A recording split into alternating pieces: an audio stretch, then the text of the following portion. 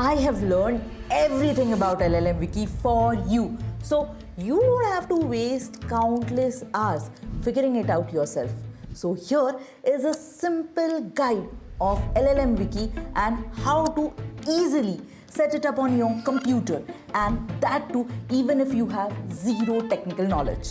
Now just imagine that you built an AI agent for a call center and one of the customer asks, "What's your refund policy?" So the AI starts scanning all the documents, finds the right answer and replies.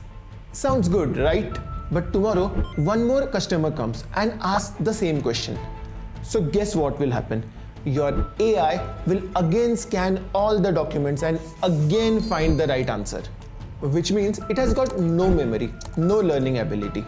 It rereads the same document, it reanalyzes the same thing, rebuilds the answer and replies the same thing every single time. Now this is called as RAG, or Retrieval Augmented Generation. And at this moment, every AI tool uses RAG. Now, for simple one-offs question, using RAG is okay, but what exactly happens when your question needs answer from 3 different documents? Now, using RAG, the AI has to hunt through all of them simultaneously, stitch the answer together, and then immediately forget literally everything it has just learned. Now here's where LLM Wiki changes literally everything. Instead of searching for raw documents every time, the AI reads your document once and builds a structured knowledge base, which is called a wiki. Now let's go back to our call center example. When you feed the AI your refund policy PDF, it doesn't just store it, it reads it carefully, extracts every key concept like refund windows, conditions, exceptions, etc., and writes an organized interlinked pages. Now when you add one more document, the AI doesn't start over, but it updates the existing wiki and even flags contradiction between all the documents. Now over time, your wiki gets richer. So when your agent gets a customer query, it's not digging through all the raw files. It's directly consuming a pre-built, organized knowledge base. And that's the difference between an agent who literally forgets everything and an agent who genuinely learns about your business like it has a real memory. So now let's try to practically implement LLM Wiki. Now I'm using Obsidian here because I love their graphic data representation. So if you want to use it, then you can directly go to Google and download it like any other program. But if you want to use any other tool, you can do that as well. Or you can directly create folders in the OS. But guys, remember, tool is not important.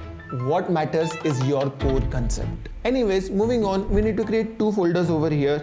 The first folder will be called raw and the second folder will be called wiki.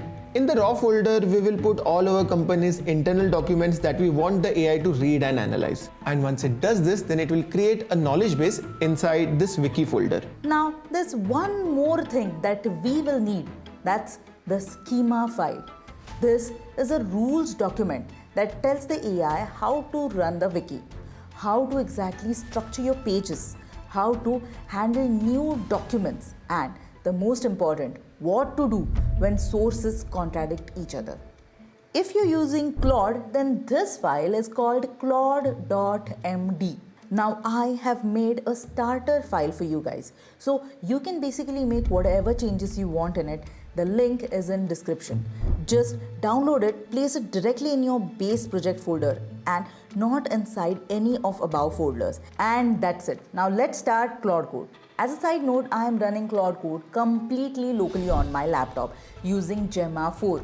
If you want us to make a tutorial on how to use Claude Code unlimited times for free, then comment Gemma. Anyway guys, let's get back to our video. Now I have opened Claude Code and I'm going to say I just added a new source to the raw folder.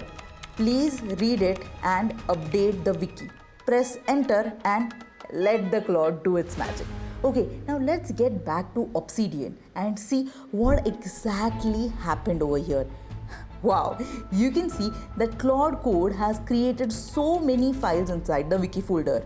So basically what happened is the AI read the document, extracted the concepts and created an organized wiki pages, all interlinked. So the next time your customer asks a query, your AI is not reading through all the documents. It's just pulling from one clean, organized knowledge base that was built specifically for this purpose. Now, let's just ask a question. Can I cancel any item after shipping? Now, notice that Claude Code didn't refer to the whole document but took the data directly from its wiki. And tomorrow, if you want to add more files, then just put all those documents into the raw folder.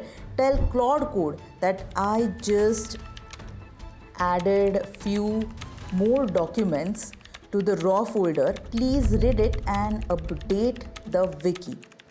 Now Claude Code not only creates new documents but also updates the old wiki data with relevant information. Now if you go back to Obsidian, then you can notice that more documents have been created, and the reason why I like Obsidian is because of this particular graph view.